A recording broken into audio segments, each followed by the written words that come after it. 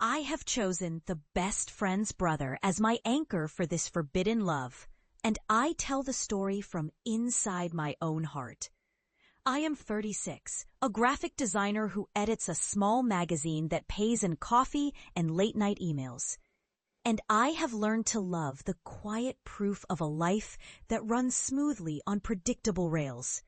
My husband, Jonas, works long hours as a lawyer and believes we are solid enough to survive the quiet fate of years, not a sudden storm. My days are filled with meetings, proofs, and the warm smell of coffee that clings to the edges of the newsroom. My friends call me steady, the kind of person who remembers birthdays and folds laundry with care, the one who never forgets to check in after a hard day. I cherish the women I mentor at the design studio, and I treasure the late Sunday calls from Maya, my best friend, who still speaks in the bright, reckless tones of our youth. It is through Maya that I first noticed the figure I once thought off limits, a man who knows how to walk into a room and make it glow again. The best friend's brother is Luca, Maya's brother, the older one, freshly divorced, and the kind of man who looks at a room and decides to stay. He did not knock on our door with a storm, but one afternoon he came in from the rain with a soaked coat and a smile that carried a hint of trouble. And from that moment the air between us shifted like a string on a violin. The weekend trip with Maya to her family cottage was supposed to be a simple escape, a chance to breathe after months of long hours and a stubborn fog that hung around my chest. The cabin stood on its own peninsula, pines scratching the gray sky, the lake a glassy eye that listened when we whispered our worries. The plan was simple. A few long talks by the fire, a walk along the water, a shared bottle of wine that would erase nothing but would pretend to. Yet the moment Maya announced she needed to stay late at the town festival with her older colleagues, Luca and I found ourselves alone in a kitchen that smelled of lemon soap and vanilla, the kettle singing a tired lullaby as the night crest at the blinds. The first touch was accidental, a brush of sleeves on the cold counter, a small apology spoken too softly to be only that, and it traveled through me like a spark I had once learned to ignore. The second touch came under the same roof of quiet, when he bent to rescue a dropped fork and his hand rested on mine a moment too long, and I felt the old ache in my chest, years of longing that I had learned to hide beneath a calm smile and a neat cardigan. The truth is that I am tired of being the reliable, unruffled woman who never rocks the boat, tired of the clean margins of my life. I am not a woman who seeks scandal, but I am not blind to the tremor in my own skin when he speaks my name in a low, confident tone, when his breath brushes my temple as he leans in to tell a joke that makes me laugh aloud and then catch my breath at the sound of his voice. The weekend becomes a weather pattern I cannot read, a storm that refuses to break, and I know I am drawing closer to a line I swore I would never cross. The deeper we fall into late-night talks about our broken families, about the pain of losing someone you love, the more I see who I am now and who I might become if I let my guard down.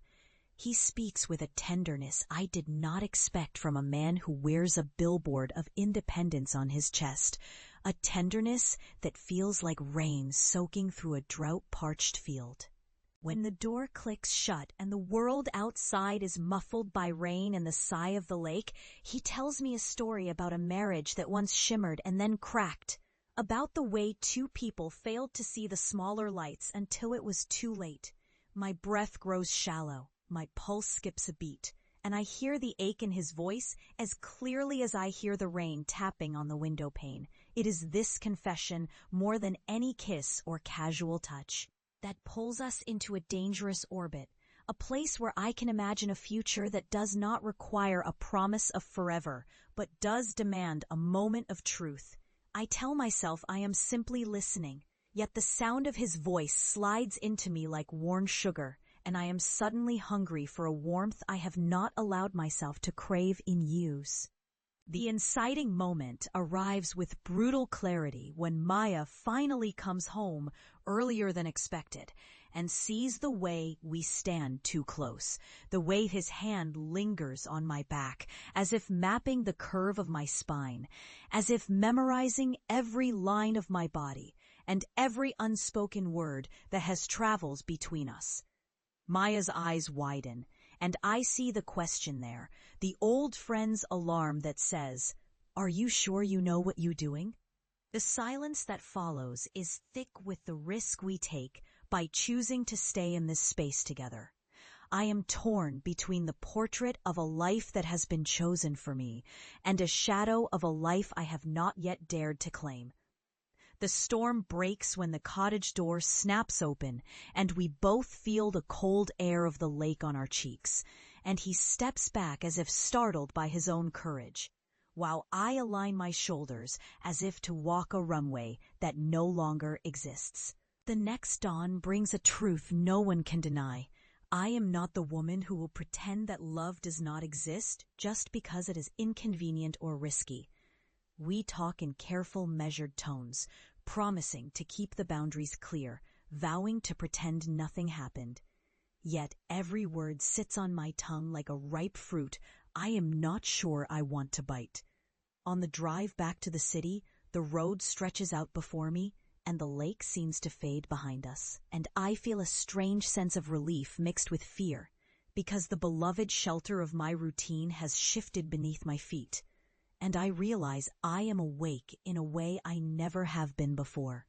I am not a girl who fell into a sleeping dragon's cave, but a woman who stepped into the open mouth of a possibility and did not look away.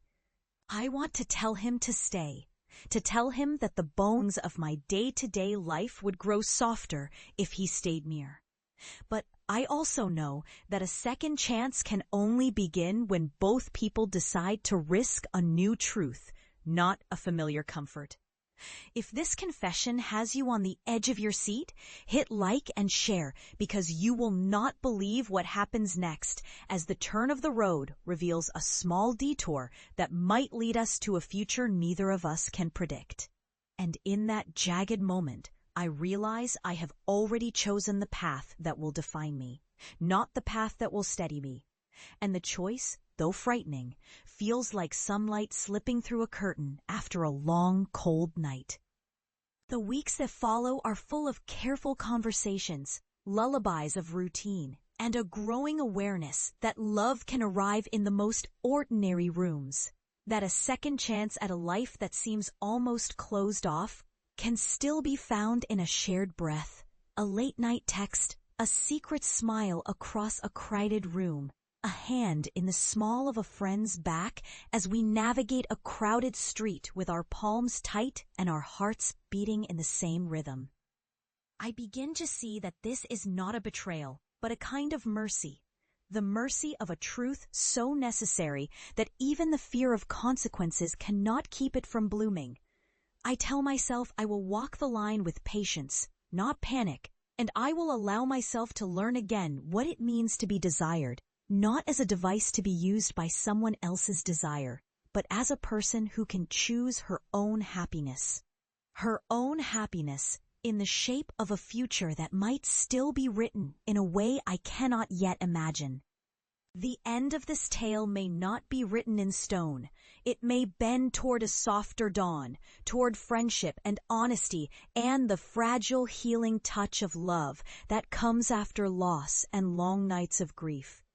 And as I sit with a cup of tea and look out at the city waking up, I feel a tremor of hope that I have not felt in years, a sense that my life can still surprise me with tenderness, with a second chance that asks only for courage and a listening heart.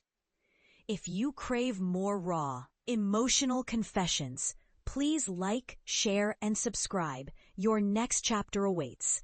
emotional storytelling, forbidden love, second chances, mature romance, infidelity in marriage, love after loss, grief and healing, tenant love story, romantic narration, YouTube romance, healing through love, slow burn romance.